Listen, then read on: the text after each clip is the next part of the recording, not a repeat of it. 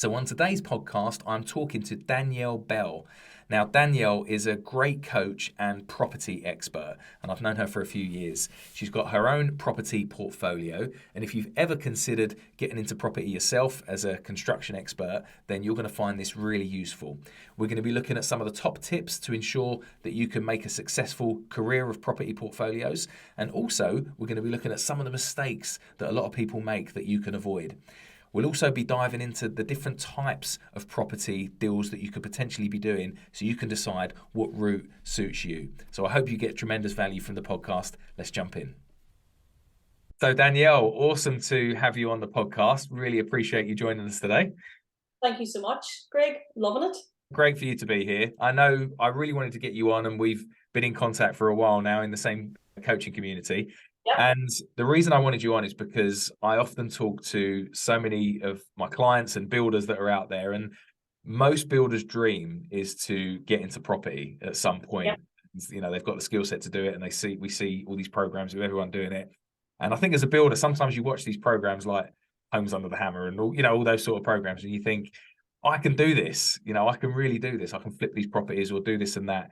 And it's an aim that most have. So I think it's going to be awesome just to talk to you today about some of the things and challenges that people have when they're trying to build a property portfolio, and see what sort of tips we can get over the show. That's right. Brilliant. Yeah, brilliant. Good stuff. So tell us a little bit about yourself, Danielle. How did you get into it? What do you do? Okay. So so anyone that's listening to the podcast, my name's Danielle Bell. I'm a full-time property investor now. And also I'm the founder of Property Sourcing Made Simple, which I am claiming as the #1 coaching program for property sourcers in the UK, hands down. It wasn't always that way though, Greg, because I come from a financial analysis background.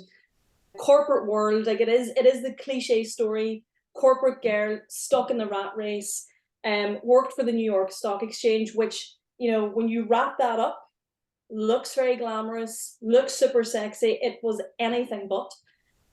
I was traveling between Belfast, London, Amsterdam, and New York on a weekly basis. So, we were doing London, then we would do London to Amsterdam, Amsterdam to New York. And that was just a loop consistently.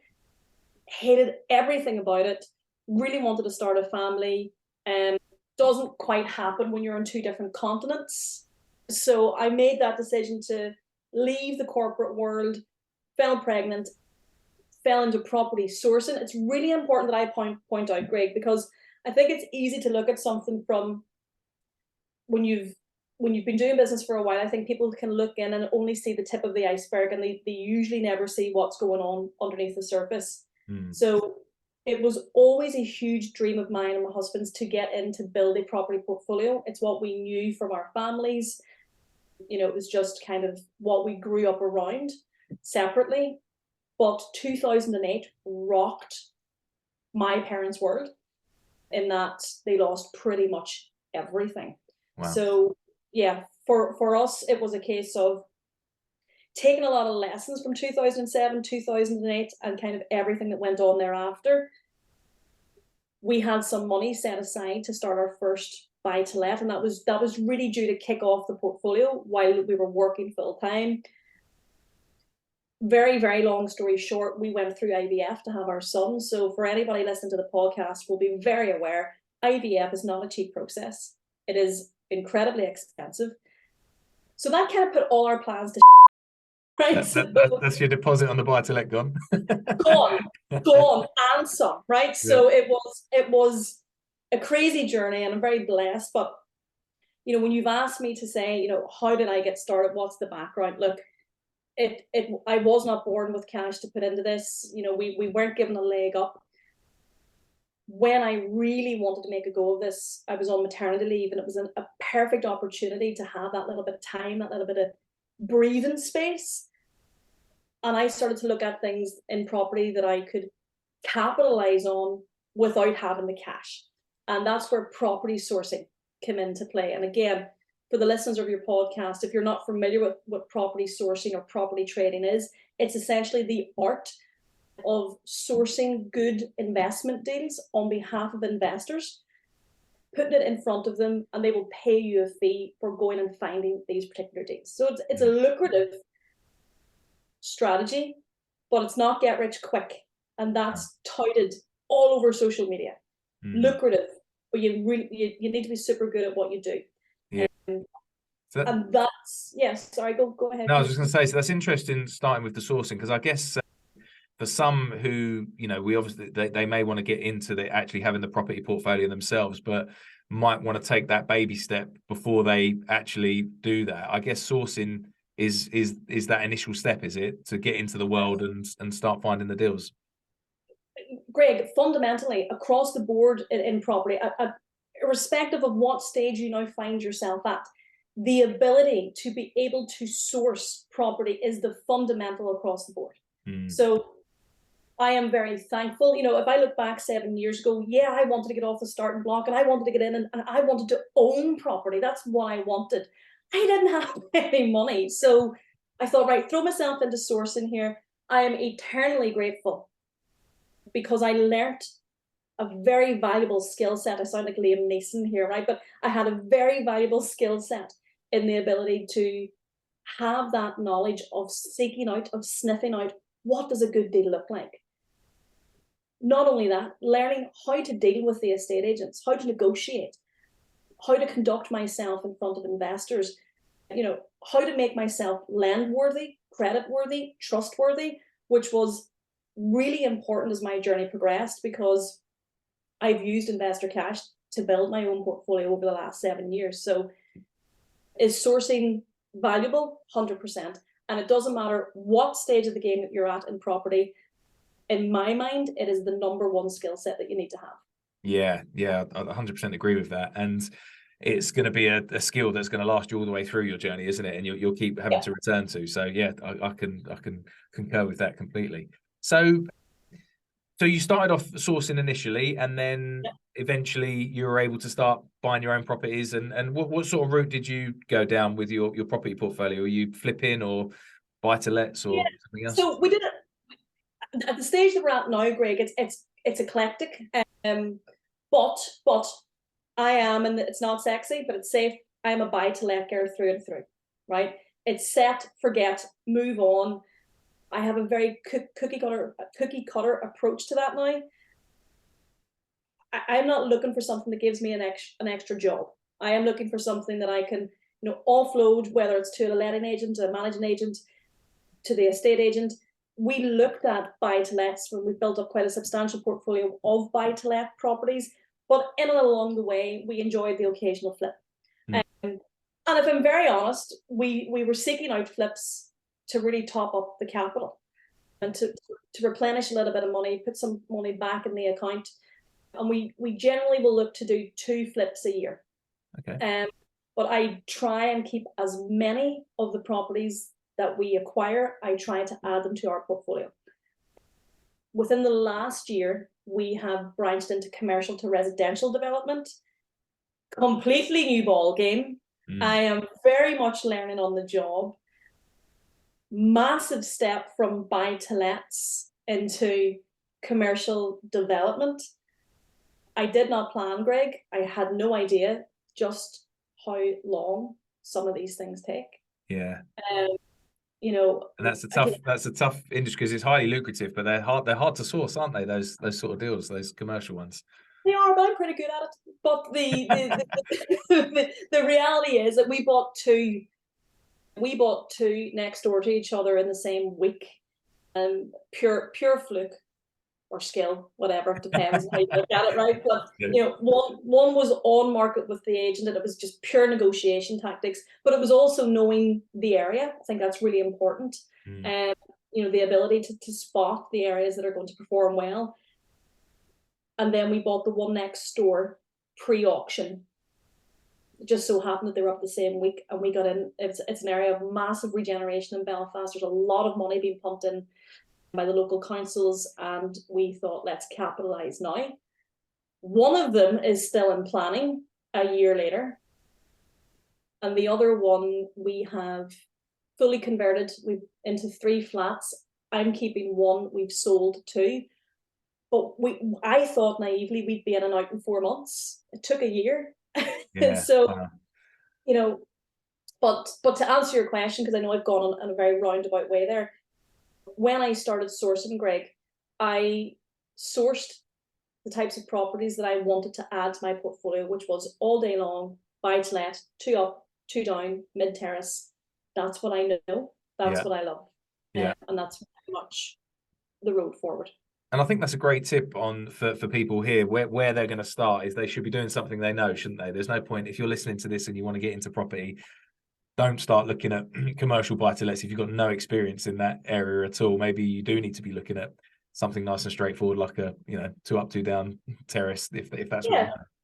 but that's the thing. You have to cut your teeth, and I think one of the things that we're guilty of in the property industry is the shiny penny syndrome, because property is touted as the asset class of the wealthy, which it is. But you have to be able to walk before you can run. And we don't come off the starting blocks. And you have a portfolio yourself as well, Greg. And it's not, you didn't come off the starting blocks and go straight into development. It's a steady process. The problem I feel that we have is that certainly property education as a whole touts it as a get rich quick scheme, and it's anything but. Oh, definitely, yeah. The rewards are worth it if you're prepared to put in the effort. Yeah, 100%. That's right. So it's interesting you're building up your portfolio, and obviously you're doing that for a reason, for financial security and thinking of your future. I always ask this question because I see it in the Times. I read the Times a lot, and there's a little Fortune article that they put in there, and they always ask this question to the people who are the millionaires in Yeah. there. They say pensions versus property. What would you go for? So I probably know your answer to this, Danielle. Do I? What would you say in that regard? Listen. I am old school, Greg. Right, in that I like to be able to see, touch, feel, smell my tangible assets. Right. It's also it's all I've ever known growing up. My parents. That's what they were doing for us. That was that building up of property, which disappeared in 2007, 2008. But it's all I've ever known. But what I can tell you is that now, being at the age that I'm at, having the life experiences that I've had, building the businesses that we've built, I will choose property time and time again for one reason and one reason only: leverage. Like the ability to be able to leverage the bank's money, the ability to be able to leverage the funding of private angels investors, which I have done time and time and time again, almost guarantees me the ability to be able to blow a pension out of the water if I put that skill set to use. So look, I also accept and understand that pensions have pros over property. I know that the pensions are, it's a much more liquid environment. If we needed to cash in tomorrow, it's probably not going to be the property asset that we're going to choose. It's likely going to be the pension. But for me, above all else, I'm going to choose property over pension because of the ability to be able to leverage. That's a great answer. Yeah, thanks for that. That's brilliant. So just want to talk a little bit about, obviously, the audience that is listening to this are all generally should be construction business owners, builders. Why do you think builders, obviously you coach a lot of people, but why do you think builders are in a prime position to really start thinking about starting property portfolios?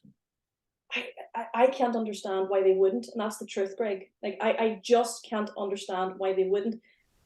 I've spoken to many people in the building trade over the years, and it's that same thing that conversation that you and I had before we clicked record here of, I'd love to do that. And they're looking at maybe somebody with much less experience in them and thinking, I could totally do what they're doing. I firmly believe that builders are in a prime position to be able to start building a property portfolio because they have experience that the newcomer just doesn't have. They have the ability to be able to go out and spot the undervalued properties. They have the literal boots on the ground. They're in a position to perhaps, stumble across discounted properties. On top of that, on securing these properties, they have the skill set to be able to renovate. They have the skill set, the contacts, the trades to be able to add significant value, increasing the uplift on the property, increasing the rental demand.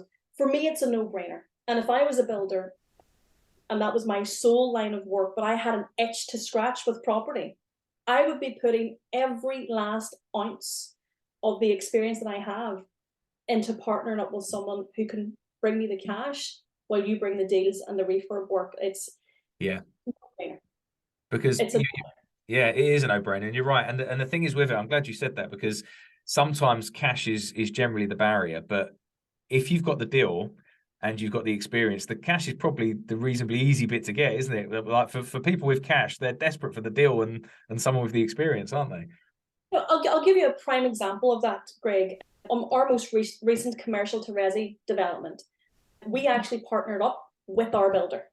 Okay, so he had the skill set, he had the team, he had the knowledge, he had the experience. It was our first commercial to residential development. I can look at a 2 up, 2 down all day long and tell you what we need to do with it. But knocking down walls and fucking taking off, excuse my French, taking off roofs and all this, like, this was not my forte.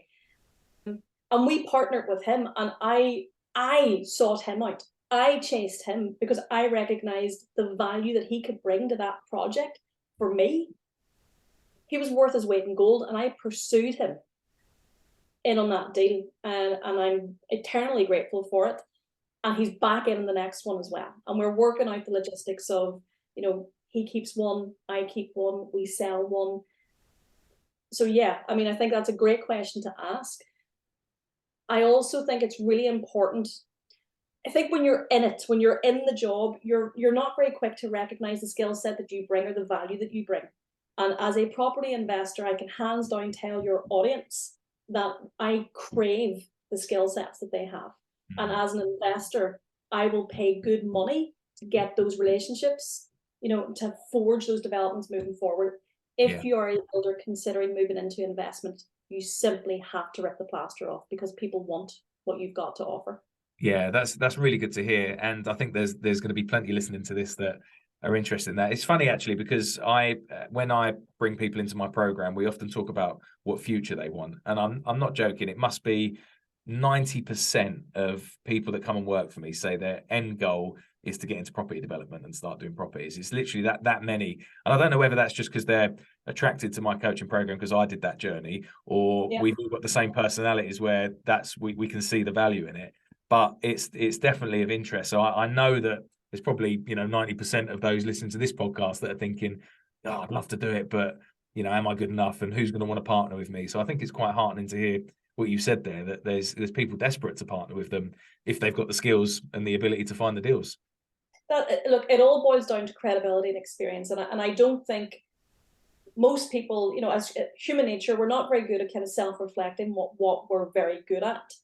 We're not very good at openly admitting the skill sets that we have. As an investor, I'm speaking from an investor perspective now. I'm looking for somebody with credibility. I'm looking for someone who can demonstrate their experience, and I'm looking for somebody whose values align with mine. Genuinely, and again, I think this podcast interview is very timely, Greg, purely because I've just come off the back of a joint venture with my builder.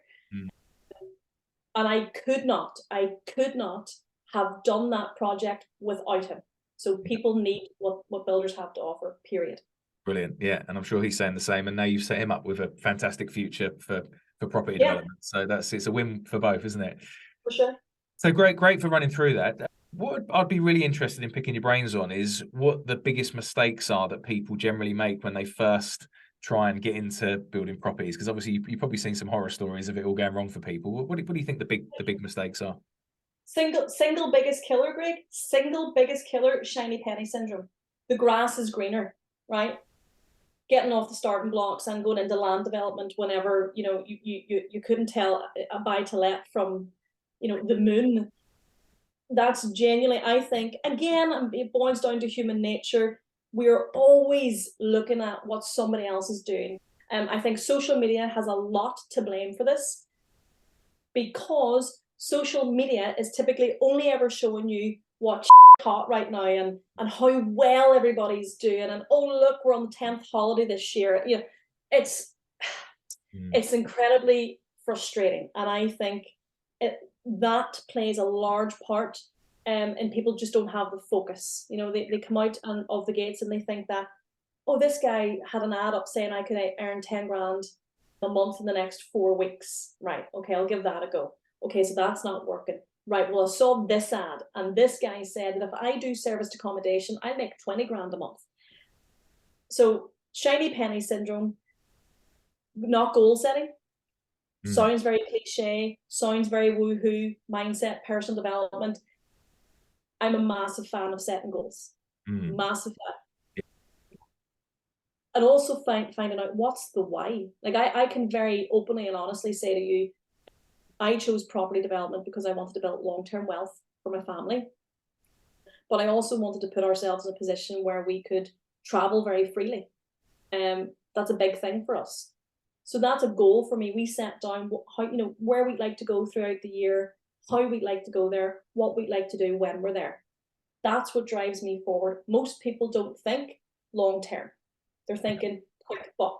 So biggest mistakes, shiny penny syndrome, you know, not putting the blinkers on, not staying in their own lane, and not seeking out help soon. So you and I, because we both run coaching programs, will know the value of a mentor. And I can't speak for you, Greg, but I know at the start of my property journey, I resisted getting help, largely because at the time I couldn't afford it, but I resisted getting help for someone who was further along the journey than me. And as a result, I made some mistakes that as yet I have not recovered from. So I think people are not quick enough to ask for help. Yeah, I think I'll definitely agree with that. I think we've all made mistakes by not seeking out help sometimes. And sometimes you just want to fast track things, don't you? And, you know, why take years of making mistakes and finally working it out if someone's been there and done it and you can get there a lot faster. So big believer in that. So interesting what you said about the shiny penny syndrome, because I know, especially with property, with all these algorithms that you've got on Facebook now, you've only got to click on one ad and all of a sudden Facebook's got you. And for the next 2 years, you're shown every single property guru that's sort of out there. So it's probably quite frustrating for you in the industry when you know you've got a great product. And I think there's what some people worry about is unfortunately, there's a few charlatans out there too, isn't there, that won't be offering the right sort of programs. Yeah, look, the property industry, and it does, you know, like the reputable coaches like you and I, Greg, it does us a great disservice, because I feel that you have to almost gain the trust tenfold, in terms of, because there are so many, like I see so many ads pop up in my own algorithm of people who I know have maybe 6 months experience behind them, because at one point in time they came to me for mentorship. So it is definitely, it is an industry littered with sharks, and you do have to be very, very careful with who you put your trust in and who you part with your money to. But what I'd say is, you don't always have to get off the blocks and go straight into, you know, a super expensive mentorship program. Listening to podcasts, you know, reading the books, watching the YouTube channels, getting yourself to networking events.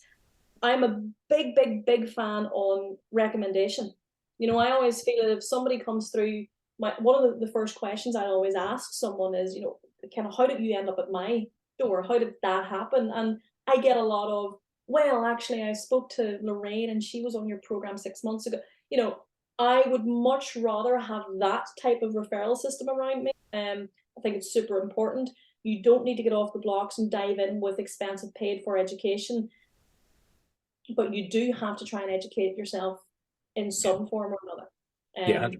Yeah, because there's so many unknowns, isn't there, with property? You know, you've got the finance side, you've got, you know, what could happen with the market in general, with dealing with estate agents. There's so many bases that you've got to touch and cover that you probably haven't dealt with before. So yeah, I can see the value in that. So you talked about some of the mistakes that people make. If you were going to give someone, you know, maybe 2-3 tips, if they said, look, Danielle, this is it, my mind's on it, I'm going to keep the blinkers on and go for it now. What's the first sort of steps I should take for, you know, to set myself up for success?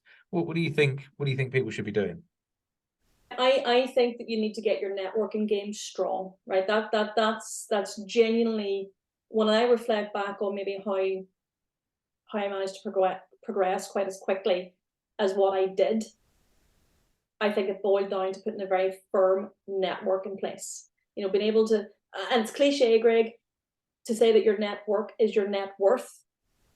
It is completely cliche, but I will stand by it. I believe that the company we keep is the currency we never speak about. So I would definitely start putting myself out in very choice networking events, mingling with people who are doing the things that you want to do. Also, it's okay to be an amateur. And I think so many people want to put this cloak on, or this facade on of, push the shoulders back that, oh, I've been there and I've done that, and they really haven't. It is very endearing to be a raving amateur. Okay, and what I mean by that is, ask lots of questions. Put yourself out there, speak to people, tell them that you're new to this, tell them that you're very keen, tell them that what your ideal plans are and what advice that they could give you moving forward. So networking has got to be one. I think the second one is to make a 3 or 5 year plan, right? So you're not going to jump out of this straight off the gates tomorrow and be a multimillionaire. It's just not going to happen. Sorry to break that news. But ask yourself, are we doing this for some residual income? Is it for Christmas? Is it for the occasional holiday? Or are we doing this to make it our lifestyle? And for some people, they do just want some hobby money. That's fine. Initially, that's what sourcing was to me. For me, sourcing at the start, my intention was only ever to earn some additional income that would pay for a holiday or a trip. But then I got the bug and it kind of snowballed from there. So putting some plans in place, figuring out, do we want this long term, or am I just doing this to supplement my income? Network like a crazy person. And I guess the third thing would be to find somebody in that niche who is walking that walk, who has done what you want to do, and reaching out and asking them for help. Yeah, I think that's some great advice there. So you mentioned earlier that your preference is obviously buy-to-lets. That's your bread and butter stuff that you love doing. But there's so much more out there, isn't there? So can you give us without going into too much detail, but just someone here might not know anything but buy-to-lets and maybe flipping, but what other options are there in property that people could start considering as a beginner, Right. So as a beginner, right, if I do firmly rate sourcing, right? That's the beginner strategy, that art of going out, finding what a good deal looks like, marrying it up with an investor. And the long-term benefits of that for me, Greg, meant that I was able to call upon finance as and when I need it. You will hear it said in property, if the deal is good enough, the money will come. I don't believe that. Not when you're new, not when you're just earning your stripes, not when you're just cutting your teeth. Now, I'm in a blessed position now because I'm doing this 7 years, that if a deal fell on my lap tomorrow and I didn't have the funds in my bank account, I'm very, very confident that I can source those funds, no problem. That took 7 years, right? So it's not a case of if the deal is good enough, the money will follow. But sourcing gives you that great initial foundational skill set. We've also got terms like rent to rent. I don't know if your audience will be familiar with that, but it's basically taking a property that's up for rent, taking it off the landlord's hands, usually at a discounted rate for a guaranteed longer term, and then subletting it usually for serviced accommodation, Airbnb, Booking.com. I also did some of that in my earlier days, again, as a cash flow boost. I use quite a few of my own buy-to-let properties as serviced accommodation properties, again, for boosted cash flow. So just on that one, Danielle, so the rent to rent, who would be responsible for doing up that property to get the higher valuation on the rental? Yeah, so that will firmly fall on you as the property manager. So if you are essentially guaranteeing the landlord a complete hands-free service. So, I'm coming into you, Greg, I'm saying, Greg, I really like this property. Listen, how about I take it off your hands for the next 3 years? I will guarantee you £1,000 a month for it. You won't hear from me for 3 years. I'm going to come in, Greg, I'm going to cosmetically tart the place up, and I'm going to rent it out at a premium. The difference I get to keep. Again, very lucrative.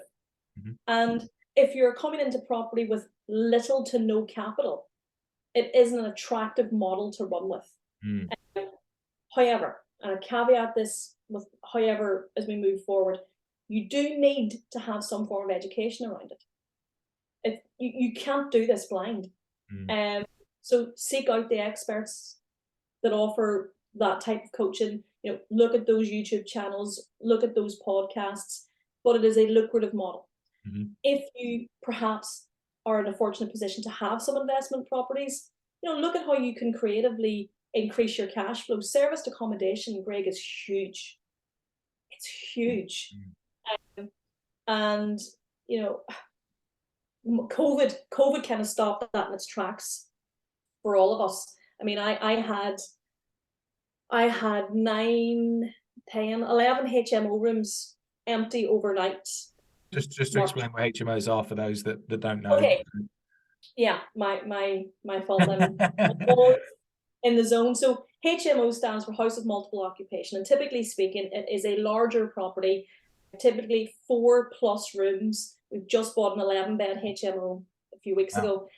Yeah, and it will house young professionals, single rooms let out under one house. Okay. HMOs are very popular in and around areas where universities are close by for students. And the one that we've just purchased has Queen's University on its doorstep, but it's also got Belfast City Hospital and Belfast Royal Victoria Hospital within stone's throw. So great location.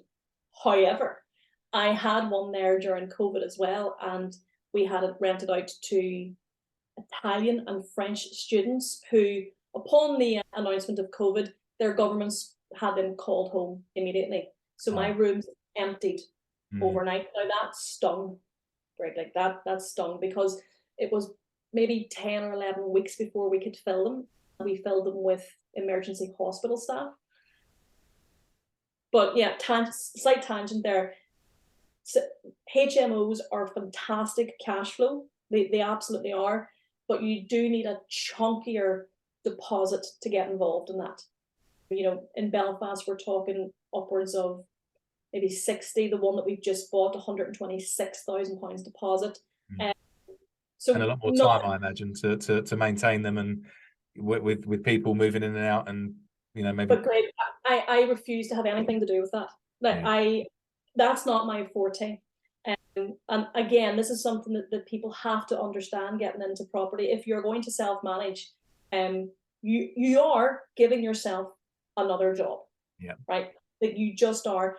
I understand maybe you want to get the first 1 or 2, 3 maybe under your belt, and it's a great learning experience. And this sounds weird, but I kept management of a few of our buy-to-lets solely to show my son the ropes. Now he's 6. So, this sounds really hard. This sounds really hardcore, but I wanted him to understand what we do as a business. I wanted him to understand, the types of properties that we make into homes. I also wanted him to understand, how to deal with tenants, how to deal with people, how to deal with contractors. Like, he can talk to a surveyor all day long. He's good. Awesome. And he can now earn his pocket money.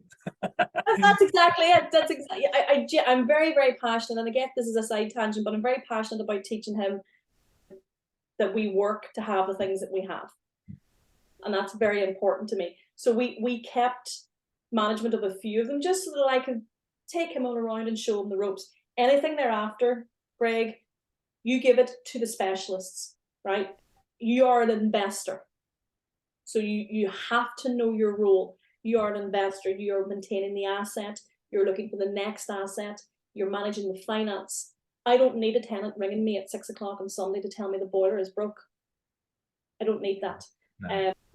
So very important that you understand what you're getting yourself into. That's why it comes back to what you said before, like start with that plan and work out why you're doing this in the first place and what you're trying to get out of it. That 100%. All ties up, yeah. So, but there's a few options there, and I know there's more than that. Obviously, you've got things like Airbnb and all sorts of things that people can do. So, and then we get more complex things that I get involved in, sort of land deals, and then you get even bigger than that, and land promotion on farms, and it just goes on and on, doesn't it? But like you say, you've got to pick something, I guess, and start there. Pick one, and I think from a builder's perspective, I think flips is a fantastic strategy to be able to go down.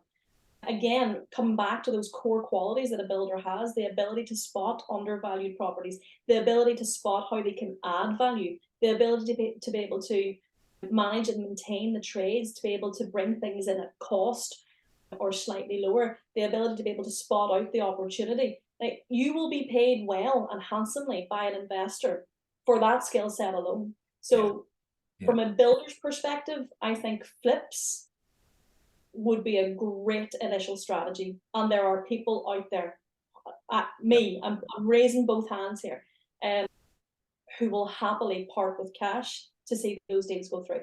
Yeah, that's awesome. Yeah, brilliant. So what's your thoughts on, well, I know no one can predict this, even the economists of the world, but at the moment we're in an unusual type economy because there's talk of recession, whatever else, but to be honest, in the building trade, we've never known it so busy. You know, everyone is absolutely flat out. Yeah.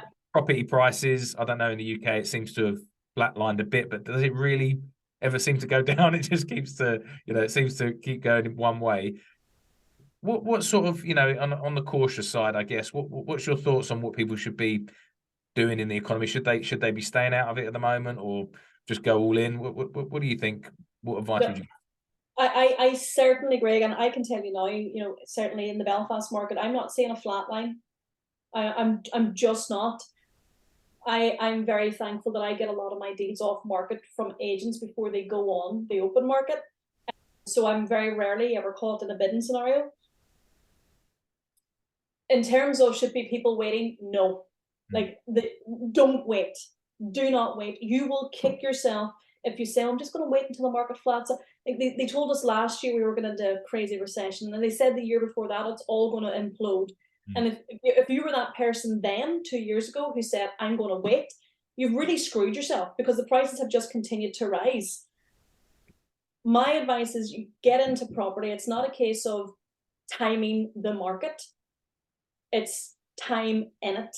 So for me, I'm massive on contingency. And again, this is a learning curve, and I've been burned more times than I'd like to admit by not factoring in an appropriate contingency. So, if the hits the fan, what do I need to have here to ensure that it's not lights out for me? Yeah. So no, I mean, I don't see us falling off the edge of the cliff in terms of house prices anytime soon, Greg. I really don't. I think as so long as the demand for property outstrips the supply, we are continuously going to see this incremental growth. Yeah. I mean, the craziness of prices in some of the areas of Belfast is just absolutely insane. Yeah. Properties that we were previously buying for maybe £90,000 pre-COVID, we're looking at 160 now just to get your foot over the door. Yeah. Madness.